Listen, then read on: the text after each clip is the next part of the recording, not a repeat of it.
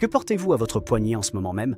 Qu'il s'agisse d'une Apple Watch, Fitbit, Garmin ou d'une bague connectée que vous avez oublié avoir mise, les règles de sécurité aéroportuaire pour ces objets ont changé et la plupart des voyageurs l'ignorent totalement. La TSA a publié de nouvelles directives pour les objets connectés couvrant 2024 et 2026. La FAA a révisé ses règles sur les batteries au lithium en janvier 2026 et des fabricants comme Dexcom, Medtronic et Abbott ont caché les infos cruciales en page 47 de manuels que personne ne lit.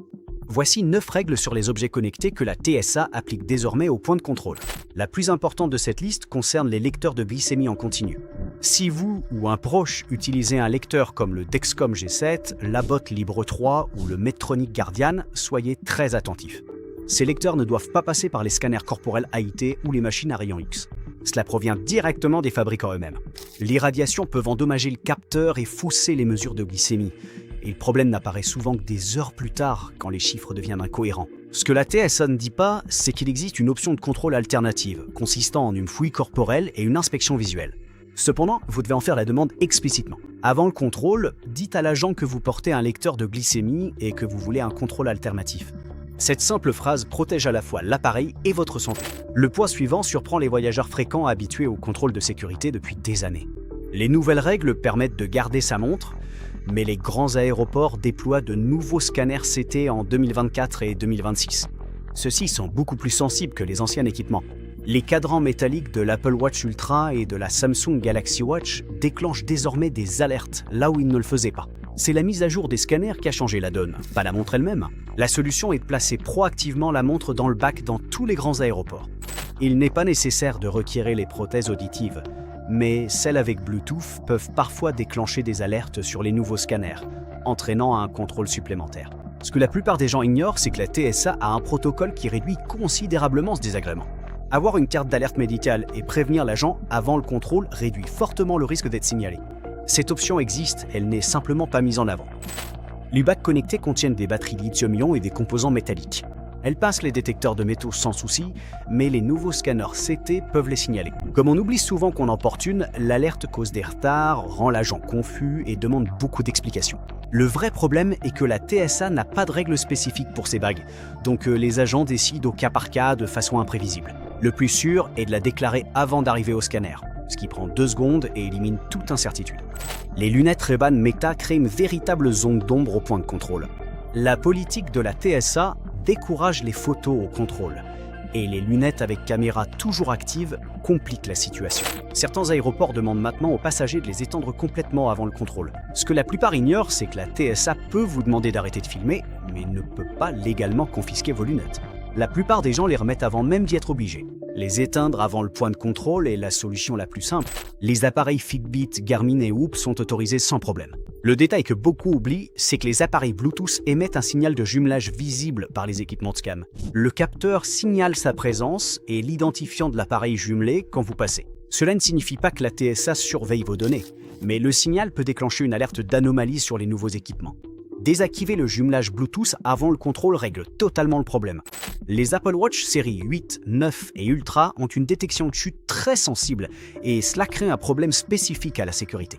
Quand la montre est secouée dans un bac, les capteurs peuvent interpréter cela comme une chute, activant l'alerte et contactant les secours automatiquement. Le propriétaire ne se rend souvent compte que lorsqu'un répartiteur rappelle à la porte d'embarquement. La solution est simple. Avant de mettre la montre dans le bac, allez dans Réglages, puis SOS d'urgence et désactivez la détection de chute, puis réactivez-la après. Cela prend moins de 30 secondes. En janvier 2020, la FAA a durci les règles sur les batteries au lithium. Le changement qui touche le plus les voyageurs ne concerne pas l'appareil lui-même, mais la batterie externe utilisée pour le charger. Les batteries externes doivent désormais être en cabine uniquement, jamais en soute. Elles doivent être éteintes en vol, pas juste en veille, mais vraiment éteintes, et ne peuvent pas charger d'appareil durant certaines phases. La plupart des appareils sont sous la limite des 100 Wh, mais vérifiez la capacité de votre batterie avant de faire vos bagages. La règle la plus cruciale de cette liste concerne les pompes à insuline. Les modèles comme l'Omnipod 5, Tandem T-Slim et Medtronic 780G ont les mêmes restrictions que les SGC et ne doivent pas passer au rayon X. Les avertissements des fabricants sur ce point sont directs et sans ambiguïté. Ce qui a changé, c'est la hausse des systèmes combinés SGC et pompe. Donc plus de voyageurs gèrent 2 appareils restreints sans savoir que les règles s'appliquent. La solution est la même que pour les SGC. Demandez un contrôle alternatif avant d'arriver au scanner. Dites à l'agent que vous portez une pompe à insuline et le protocole sera appliqué. Il existe, mais vous devez le demander. La batterie externe est l'un des objets les plus souvent confisqués à la sécurité des aéroports. La mettre dans un bagage en soute est une grave erreur. Les batteries lithium-ion sont sujettes à l'emballement thermique, ce qui signifie qu'elles peuvent prendre feu. Dans une soute, cela représente un risque critique. Toute batterie externe doit être en cabine et faire moins de 100 Wh, sinon elle sera saisie au contrôle. Les lisseurs sans fil fonctionnant avec des cartouches de butane sont considérés comme dangereux par la sécurité. Le butane est un gaz sous pression et en mettre en soute signifie qu'il est traité comme un explosif inflammable. On peut en prendre un en cabine s'il a un capuchon de sécurité sur l'élément chauffant. Mais toute recharge de butane sera confisquée sans exception. Les gilets chauffants semblent simples, mais leur batterie au lithium ne peut pas rester branchée dans un bagage en soute. Le gilet peut aller en soute, mais la batterie doit être retirée et gardée en cabine. Les valises avec chargeur ou traceur GPS intégré posent un gros problème si la batterie n'est pas amovible. En 2026, les compagnies sont plus strictes que jamais sur les batteries non amovibles. La batterie doit pouvoir s'éjecter d'un seul doigt. Si un bagage cabine est enregistré en porte, retirez la batterie avant de le donner. Si elle ne peut pas être retirée, le sac ne partira pas. Les chauffe-mains électriques sont des batteries haute densité à traiter comme un mobile. Ils vont dans les bagages à main et jamais dans les bagages enregistrés. Les batteries de rechange pour PPC dépassent souvent les limites de taille, mais sont admises en cabine si les bornes sont protégées des courts-circuits, par du ruban adhésif ou l'emballage d'origine. Une batterie médicale seule ne doit jamais être enregistrée. Les boîtiers de charge pour prothèses auditives contiennent du lithium et doivent voyager en cabine, pas en soute. Et les prothèses peuvent être portées, mais le boîtier ne va pas en soute.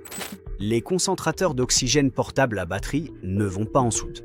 La pression en soute peut affecter l'appareil et les batteries présentent un risque d'incendie. Il doit être pris à bord avec une autonomie de 150% de la durée du vol exigée par les compagnies pour parer au retard. Pour les scooters et fauteuils à batterie amovible, il faut souvent débrancher la batterie et la garder en cabine pendant que le châssis va en soute. Contactez la compagnie au moins 48 heures avant pour confirmer les exigences. Les nébuliseurs portables à batterie intégrée doivent voyager dans les bagages à main.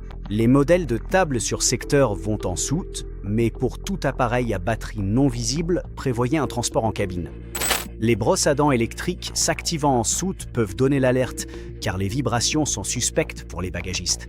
Bloquer le bouton avec du ruban ou utiliser un étui rigide évite ce problème. La même logique s'applique au rasoir électrique. Un sac qui vibre attire les soupçons. Utiliser le verrou de voyage ou mettre le rasoir en cabine lève toute ambiguïté.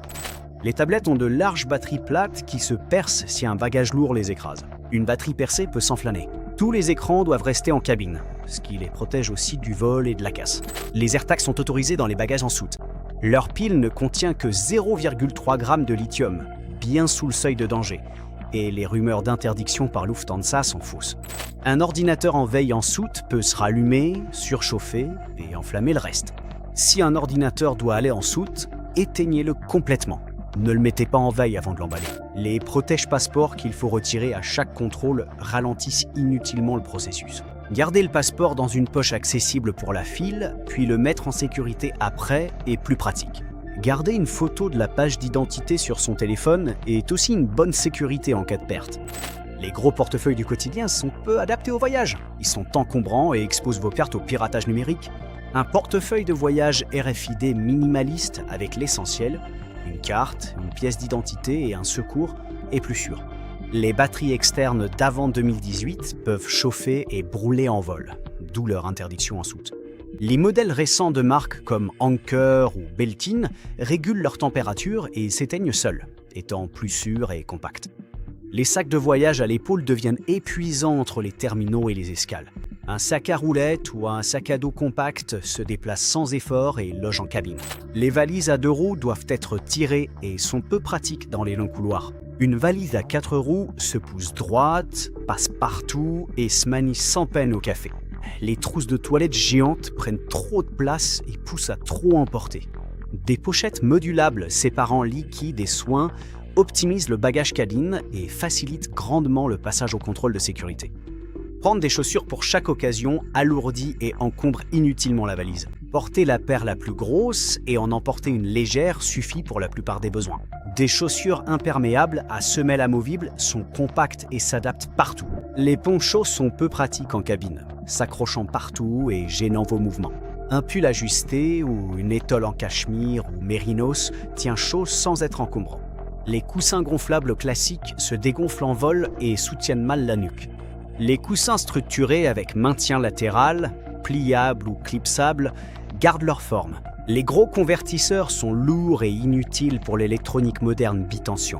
Un simple adaptateur de prise adapté à votre destination est bien plus léger et pratique. Les casques filaires prennent beaucoup de place et les fils s'en mêlent tout le temps. Des écouteurs sans fil à réduction de bruit avec cordon de sécurité libèrent de l'espace et bloquent efficacement les bruits ambiants en vol. Les ceintures secrètes forcent à fouiller sous ces habits en public, révélant vos cachettes. Un sac en bandoulière anti-lacération avec un traceur, en répartissant vos cartes entre portefeuille, coffre et sac, est bien plus sûr. Emporter des choses au cas où, plutôt que par nécessité, alourdit et réduit la flexibilité. Se limiter au strict nécessaire plutôt qu'à l'hypothétique facilite le voyage à chaque état.